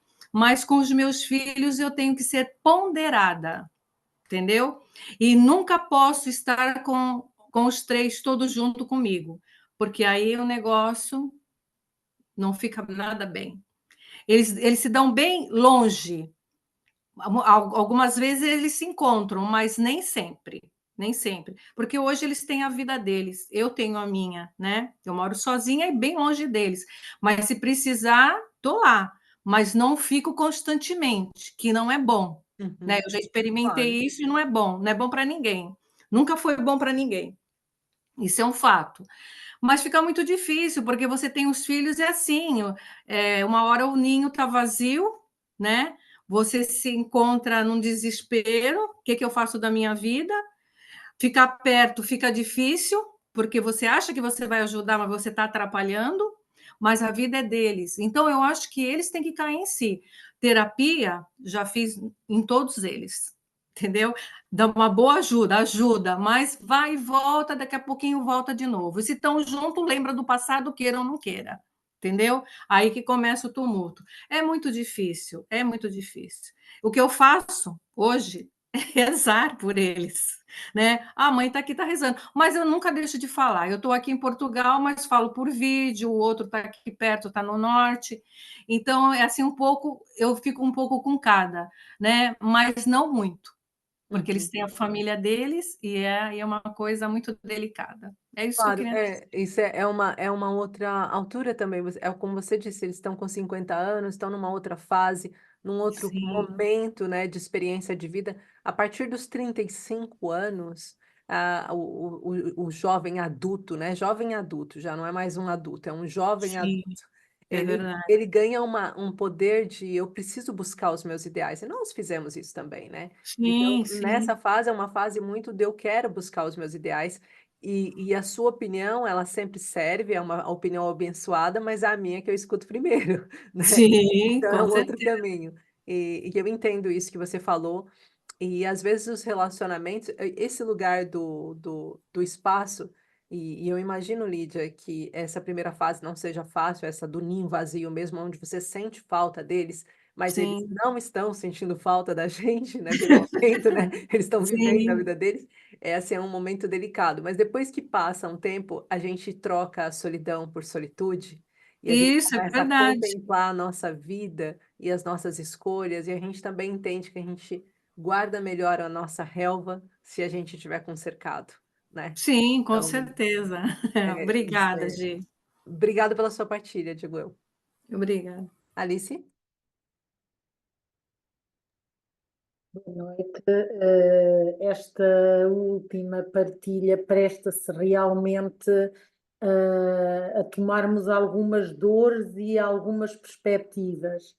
E a propósito disso, achei curioso porque o meu primeiro filho foi uma gravidez de grande risco, depois de vários tratamentos. E naquele tempo, há 31, 32 anos, depois de ter passado por uma série de tratamentos, eu gerei o meu filho e nem nunca quis saber se era um menino ou uma menina. Eu meti na minha cabeça que seria uma menina. E, portanto, nas ecografias que eu fazia era apenas para saber se estava tudo bem. Se era menino ou menina, nem perguntava, porque eu meti na minha cabeça que ia ser mãe de uma menina. Na hora dele nascer, estava quase a perdê-lo depois de uma gravidez de alto risco, e ao meu lado no quarto calha de ficar uma senhora, por acaso era professora de inglês, que tem uma menina. Teve uma menina, só que ela dormia o tempo todo, a senhora. E eu pensava assim, bolas, tem uma menina e nem sequer acorda para tomar conta da menina. E eu tenho, quando me mostrar o meu filho, porque fiz uma anestesia geral e só me mostrar passado bastante tempo, eu não era o bebé que eu idealizava, eu assustei-me. Na mesma altura tinha tido um sobrinho que era verdadeiro nenuco. E então eu olhava para o meu bebé, cheio de cabelo, cheio de ictrícia, e eu pensava assim, então, mas um bebé é isto? Mas um bebé é isto? Ele tem cabelo por tudo quanto é sítio, isto nem parece um bebé. Eu fiquei literalmente na altura desiludida. E tentei dar o meu melhor, mas a verdade é que era um bebé que dava noites terríveis. Ele não conseguia sossegar.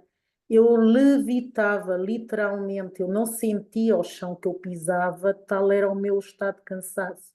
Mas o que acontece, é que naquele tempo também não havia, como há hoje, e ainda bem que há, as preparações para o parto, uma série de iniciativas que, pelo menos no lugar onde eu vivo, não existia essas dinâmicas que ajudam a grávida a ter outro esclarecimento.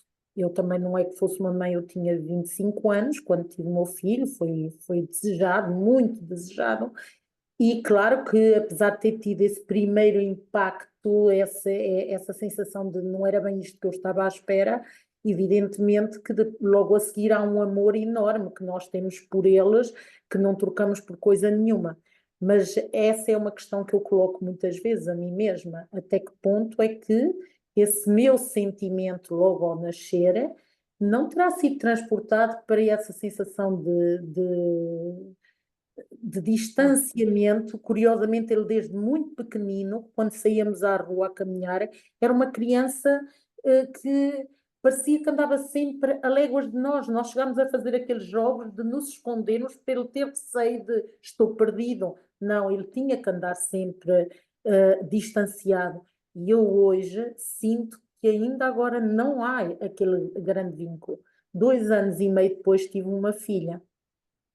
E, curiosamente, e quero aos dois por igual, mas na altura que nasceu a minha filha, ela era, toda a gente me dizia, ela parece desenhada.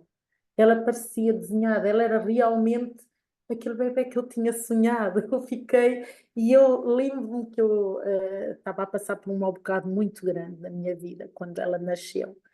E amamentava a minha filha a dizer, cada lágrima minha por um sorriso teu.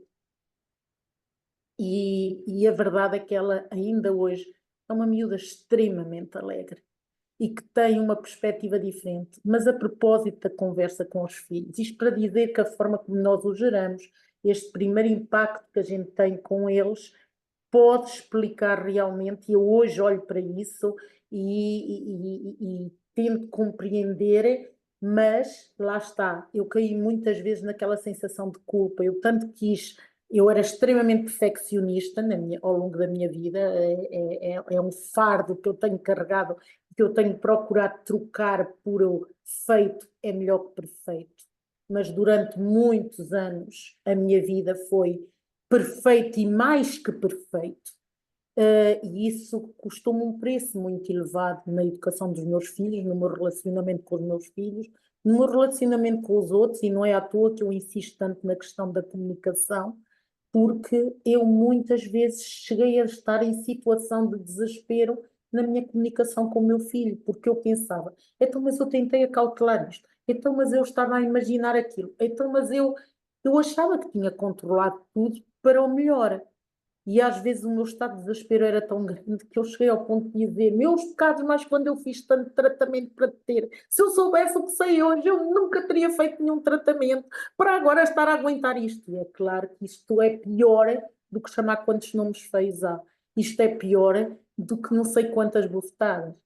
E quando eu caí em mim e percebi que realmente eu estava a exigir dele um patamar de perfeição que já tinham exigido de mim, quando eu percebi que isto eram os padrões que eu carregava das exigências que me tinham sido feitas a mim e que eu, consciente ou inconscientemente, estava já a projetar nos meus filhos, procurando encontrar uma realização como mãe, como profissional, que eu não tinha conseguido, se calhar a nível emocional e pessoalmente, eu aí sentei-me e conversei e disse, olha, quando eu te disse isto e isto e isto, eu realmente estava num estado de desespero muito grande, porque aquilo que eu esperava de ti era isto, isto e isto. Eu compreendo que tu tens o teu... e aconteceu essa conversa que a Gi disse. Muitas vezes é dizer, tu também não és assim, não és assado, né? E eu também imaginava que pudesse ser desta e daquela maneira. Por isso, para o bem e para o mal, eu sou a mãe que tu tens. Para o bem e para o mal, tu vais ser sempre o meu filho. Eu nunca vou deixar de gostar de ti, independentemente das características que tu tens. E se quiseres tomar algumas das minhas opiniões, algumas das minhas experiências para te facilitar algum caminho, tudo bem. Se tu quiseres disso só por ti e ir dando alguns trambolhões, é contigo. Mas são dores grandes. Custa imenso, imenso, imenso a gente cruzar e perceber. E posso-vos dizer que algo que me ajudou imenso na minha comunicação com ele, porque eu vivo na mesma casa, tive momentos em que era quase insustentável, nem fazíamos as refeições à mesma hora nem nada, foi realmente a comunicação não violenta, foi o conhecimento a nível de teste de personalidade para eu conseguir perceber as tendências de personalidade, os traços de personalidade e compreender que aquilo que eram os traços daquela pessoa e que eu, para conseguir entrar em sintonia com ela, eu tinha que ter uma forma de comunicação diferente. E efetivamente, a partir do momento em que eu deixei de atacar a pessoa e comecei a atacar, entre aspas, o comportamento, as ações, os ambientes, ou seja, na pirâmide dos níveis neurológicos, em vez de estar a atacar na essência, no propósito do tu nunca vais dar nada, tu nunca vais ser ninguém, não sei o quê, tu vieste ao mundo só para não sei o quê, não é? Ir para, quando tu fazes isto, eu sinto-me desta maneira. Eu gostava que tu percebesses isso. Não sei se era essa a tua intenção, mas quero que saibas E a partir do momento em que nós admitimos isso, o nível de conversa é completamente diferente. O nível de diálogo não quer dizer que seja sempre excelente, mas é diferente. Quando estabelecemos os nossos limites, olha, eu sou isto, e depois percebemos e negociamos até onde é que podem ir as cedências, e sobretudo quando temos algo a dizer, a cautelar, o que dizemos a seguir ao tu és, porque muitas vezes dá vontade de dizer tu és um preguiçoso, tu és um desarrumado, tu és um desorganizado, tu és um inconsequente, que é normalmente como as mães falam quando estão desesperadas. É um treino que se faz, começar a falar direcionado aos ambientes, às ações, aos comportamentos, porque isso nunca fere. É a pessoa, não é a pessoa que nós não gostamos, não é da pessoa que nós não gostamos. Nós não gostamos é de certas coisas que aquela pessoa está a fazer, certos comportamentos que ela está a ter. Isto, para mim, foi uma viragem em termos de qualidade na comunicação sem par. Daí eu ter partilhado esta experiência, porque realmente o que me encaminhou para o desenvolvimento pessoal foi o desespero de achar que não ia conseguir comunicar nem com o meu filho nem com o meu pai. Eu dizia, eu devo ter algum problema, não consigo falar com fações masculinas. Eu não me entendo, não consigo encontrar e fui sempre a mediadora da família. No momento em que eu entendi, eu realmente, epá, no dia em que eu deixei de julgar a pessoa e comecei a perceber o porquê daqueles comportamentos, mudou completamente. Isso, se isto vos ajudar também a vocês, bem. Obrigada, Alice, pela partilha. Tenho certeza que todo esse contributo que a gente foi entregando aqui em relação a isso de maternidade, como a gente pode acolher isso, né? São situações que trazem muito estresse, muita tristeza para a gente, muita dor, né? O trauma da desvalorização, ele começa daí, de você sentir que você é incompreendida, e às vezes a gente acaba não vendo que a gente também não está sendo a pessoa mais compreensiva do outro lado. Então, como aprendendo a olhar para esse lado, como que eu consigo olhar também para o outro, e como que eu consigo perceber, né, esse lugar do quanto pequenas coisas afetaram, e esse ponto que a Alice diz, o que que eu posso trazer hoje, de lembrar que você não é isso, você está sendo isso, fez isso que me magoou, né? Isso é uma coisa, Alice, que eu tento empregar sempre quando eu estou dando aula para pequeninos, eu sempre falo, não, você fez isso não foi certo, mas você é uma pessoa que consegue fazer de forma diferente. E é sobre isso, não é que você vai ficar triste pro resto da vida com essa informação. Então, vamos aprender a nos acolher mais. Eu acho que para finalizar o dia de hoje, envia, Hortência. Fala, mãe, só uma coisa aqui, vou mandar aqui, só para você dar uma olhadinha, né? Aquele lugarzinho de leve. Olha, você fala assim, mãe, no minuto, quando deu mais ou menos no minuto 45, 50, acredito que eu dormi, fiquei dormindo o resto da palestra, ela vai ver só para ver se você dormiu, aí ela assiste e escuta, tá? Então, a importância que a gente trouxe aqui hoje, só aproveitando e trazendo esse reflexo do dia de hoje, né? Desde da Elis falando de como a gente consegue compreender o nosso corpo na prática, como que a gente consegue trazer para o estado de relaxamento, que esse estado de relaxamento não é só para fazer no momento que está em crise, é para se praticar todos os dias. E olha, gente, todos nós, tá? Porque todos os corpos adoecem com estresse e sobrecarga. Então, todos os dias a gente pode lembrar o que que eu posso fazer hoje que vai me deixar mais calma, mais tranquila, que vai, sabe, que vai fazer com que eu renove a minha energia dentro de mim. Que tal fazer isso hoje, quando vocês saíram? Não sei quem gosta de tomar banho à noite, mas que tal tomar banho com a luz apagada? Gente, terapia maravilhosa. Tomar banho com a luz apagada, você sentir a água e se acolher, sabe? É uma coisa muito boa de se fazer. Então, o que que você está parando para fazer, que está te reconectando, que está trazendo você para o seu eixo, que está podendo mostrar para você esse estado de relaxamento? Anota ali 10 coisinhas que você gosta de fazer para entrar em estado de relaxamento. Que tal você lembrar do seu autoconhecimento? Quais são as coisas que você consegue fazer de estímulo não só do nervo vago, mas estímulos de vida que te levam a um estado de relaxamento? Faça, experimenta. Quando está ruim, volta para aquilo, né? Micaela vai dar um dia lindo aí, ó, agora no mês de outubro. Eu tô aqui só com a dorzinha de quem nessa data tem compromisso para se reconectar, para estar em conjunto, né? Para olhar, esses retiros são muito importantes. Então, além disso, a Rúbia trouxe aqui hoje aquelas coisas que estão acontecendo e que vão para além dos nossos olhos, mas, Rúbia, se eu fosse falar do que eu acho que é mais importante que você trouxe aqui hoje, principalmente para quem está passando por ansiedade e depressão, é não acredite no primeiro diagnóstico. Não acredite quando o diagnóstico é de algo que vai condicionar a sua vida e você acha que você não tem saída. Continue procurando a saída como se você fosse uma mãe desesperada para ver o seu filho bem, como a Rúbia foi. Continue procurando um caminho que esteja mais alinhado com o que você procura, né? A gente estava falando na Elis da dificuldade de o paciente colocar no dia a dia a prática.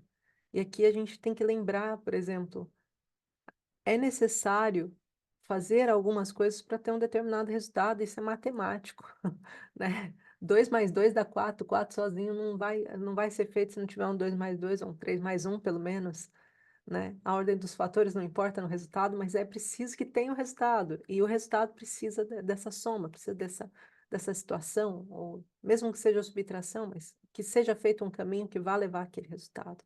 Então, é necessário que a gente olhe, é necessário que a gente fale, é necessário que a gente lembre e que todos nós que estamos aqui estejamos comprometidos com o processo. Seja você como terapeuta, seja você como paciente, seja você como pessoa que está aqui só assistindo.